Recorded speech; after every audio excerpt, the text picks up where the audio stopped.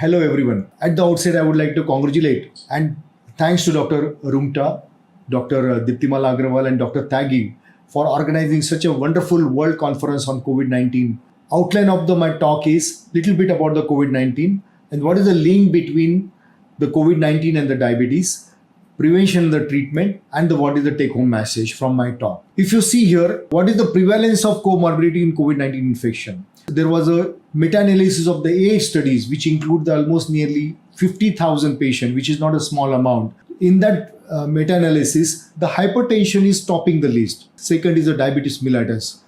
Third is cardiovascular disease. And the foremost important is the respiratory disease. All these 4 risk factors has a little bit different outcome as compared to the general population. Considering this scenario, the CDC government has already been tweeted on their group regarding outcome of the patient who has got 3 to 4 comorbidities like chronic lung disease, serious heart disease, and the diabetes mellitus. And of course, if the age is on a higher side.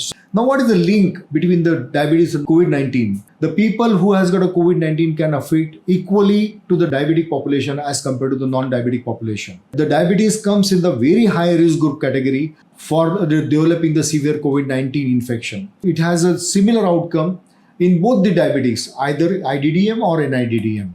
The survival rate as compared to the general population, definitely the survival rate is very less in the diabetic population. So we are supposed to make it more vigilant during the management of COVID-19 infection in association with the diabetes mellitus or the hyperglycemia.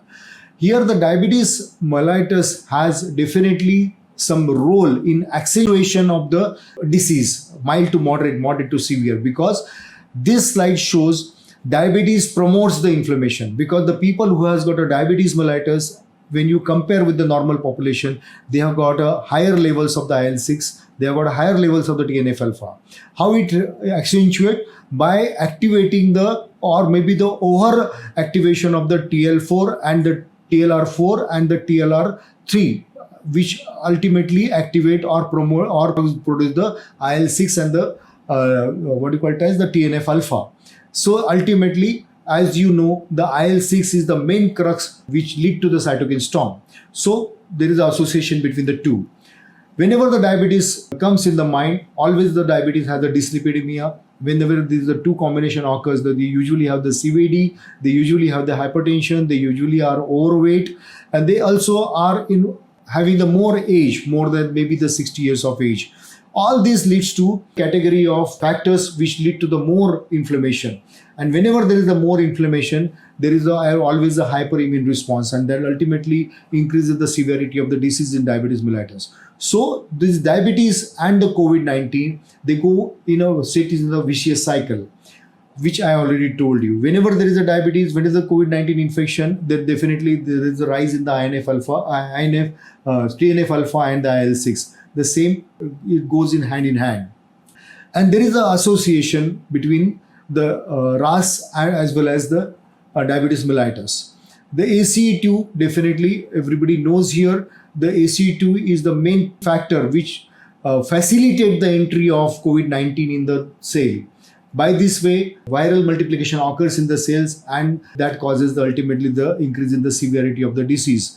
Thereby, it causes the acute leg injury, acute myocardial infarction, it causes a generalized vasoconstriction, and it increases the vascular permeability. In nutshell, in this flow chart, it has been shown because of the involvement of the body by the COVID-19 infection at the cellular level, it causes the acute lung injury, it causes the insulin resistance, thereby it causes the hyperglycemia, and thereby it causes the vascular endothelial damage, thereby it increases the blood viscosity by increasing the D-dimer as well as the fibrinogen levels. Ultimately, it causes the cardiovascular events, ultimately leads to the increase in the mortality. This is the hyperglycemia which really troubles us not only in COVID-19 but as well as the sepsis, which ultimately lead to the multi-organ failure in the setting of maybe in COVID-19 infection. Because it causes the immune dysfunction, it causes the hemodynamic disturbances, and also it affects the tissue as well. Ultimately, it leads to the oxidative stress on the body. These are the 2 countries which has published the good papers, 2 from China and 2 from UK.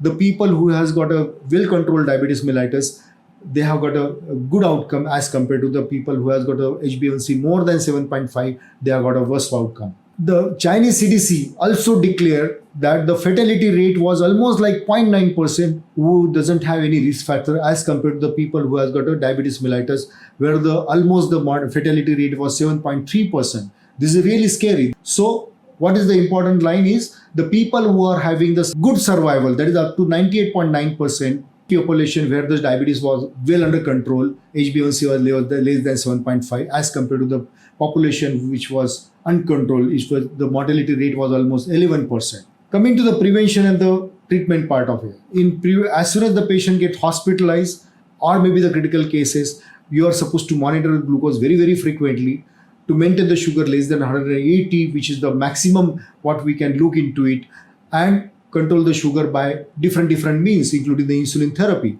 And at the time of discharge, the patient is getting discharged. That time you are supposed to tailor-make the therapy for that particular patient. This is the consensus which is recommended for COVID-19 and the metabolic diseases, where in inpatients you are supposed to maintain the sugar between 108 to 180 milligram percent, and also one should avoid by monitoring the glucose very frequently, the hypoglycemia, which is another very risk factors during the management of the COVID. This is very, very important slide. Here we can understand which drug to be continued, because any patient coming with the diabetes, or maybe severe diabetes, they usually on a metformin, they usually on a SGLT2 inhibitor, DPP4 inhibitor, or some patients may receive the pioglitazone or as well the insulins. So in that scenario, which drug to be stopped when the patient is getting admitted in hospital or in ICU? Amongst all this, the two very, very important drugs to be stopped during the moderate to severe disease is SGLT2 inhibitor as well as the pioglitazone. Why? Because as you know, SGLT2 inhibitor causes the diuresis. In the severity of the disease, patient may not take the sufficient intake. In that scenario, already patient is in hypovolemia. If you continue this SGLT2 inhibitor, in that scenario, patient can further land up in a more hypovolemia, and thereby it increases the chances of going for the AKI. That is very, very important to look into it. Why pioglitazone? Because as you know, the pioglitazone has a tendency of water retention. So in that scenario, it will add to further aggravate the situation of the lung and further causes the hypoxic injury to the lung, and thereby increases the chances of progression of the severity as well. So these are the two very, very important drugs to be kept in mind while managing the diabetes mellitus in COVID-19.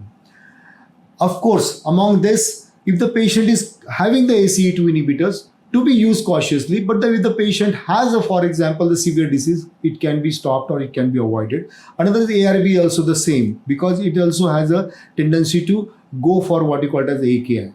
Definitely, NSAID is out of the question list while managing the COVID-19 infection, because there is almost chances of going for the AKI.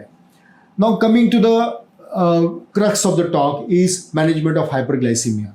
So people are having the mild disease or maybe the early moderate disease. In that scenario, continue the same management or whatever the patient was already on, including the insulins. But if the severity is increasing, like for moderate to severe or mild to moderate or maybe the later moderate, in that scenario, you are supposed to keep a good control on the sugar by doing the frequently monitoring blood glucose levels by maybe for 30 minutes, every 30 minutes, or maybe 2 hourly sugar, because you should keep it, you should educate your staff. The sugar should not go more than 180 to have the good outcome. If needed here, you can use either what you call it as basal bolus therapy, that is short-acting or ultra-short-acting analogs, or along with the basal therapy, or along with the NPH, or maybe the what you call it as long-acting insulins, which are readily available, and you should take the help of those insulins to keep the sugar under control. If it is not getting control, as well, another condition like if the patient is presented with the DKA or HHS, in that scenario, straightway go with the selection of the intensive insulin therapy by the insulin pump, so that you can control the sugar in a very few hours of time. During this management, you should keep the track on not only the hyperglycemia, but as well as you should prevent the hypoglycemia, because the another thing is hypoglycemia is another very notorious things to have the very bad outcome during the management. Sometimes the hypoglycemia can per se cause the acute myocardial infarction or maybe the stroke. That has been well-known fact in the management of the diabetes mellitus during our non-COVID patients. So what is the crux is more frequent blood glucose monitoring is very, very important during the management of the COVID patients. This is very nice article came from management of the diabetes mellitus is concerned in COVID-19, which came from Indian continent, from AIIMS endocrinology department, Yash Gupta, Nikhil Tangan and their group. We can take the help of this guidelines, can manage our diabetes mellitus during COVID-19 infection. If the patient is coming to the hospital or maybe in COVID OPD, in that sense you are supposed to take the sugar at the first level. If the sugar is normal, forget about it. But even if the patient is having the COVID severe disease, go on doing the sugars every frequently, maybe post-lunch sugar to begin with. Step 2 is if you found to be have the diabetes, then go for the fasting post-lunch level. If the fasting post-lunch are very high, then you are supposed to know the HbA1c, whether the patient has a previous diabetes or the patient has a very good control before the patient is getting admitted. That gives the little bit idea of the further management of our hyperglycemia. Keep it in mind, even if the patient not presented with hyperglycemia before the admission or during the admission, as I already told you, there is always a link between the presentation of hyperglycemia during COVID-19 infection because of the damaging to the pancreatic islet cell. Patient can develop the hyperglycemia after 2 to 3 days of the admission, or the patient is needing the dexamethasone. That time the patient can land up hyperglycemia. Then you are supposed to manage the diabetes with the insulin or maybe the basal bolus therapy, or maybe the patient can need the continuous insulin infusions. This slide has already narrated which drug is important, which drug is not important in this sector. Again, I wanted to repeat, avoid the SGLT2 inhibitor and the pioglitazone-like drug in the management of the moderate. Coming to the special situation, the steroid. The steroid is a hallmark of the treatment of the patient of COVID-19 infection, where the patient is needing the oxygen supplementation or maybe during the ventilator management. In that scenario, as you know, the steroid reduces the mortality in this sort of patient. But at the same time, you cannot forget the corticosteroid therapy is a double-edged sword, where it impairs the glucose metabolism as well as it also causes the life-threatening situation like the HHS or maybe the DKA. At the same time, you should not forget the link between the COVID-19 and the onset of the hyperglycemia because of the damaging to the pancreatic islet cell, which induces the hyperglycemia.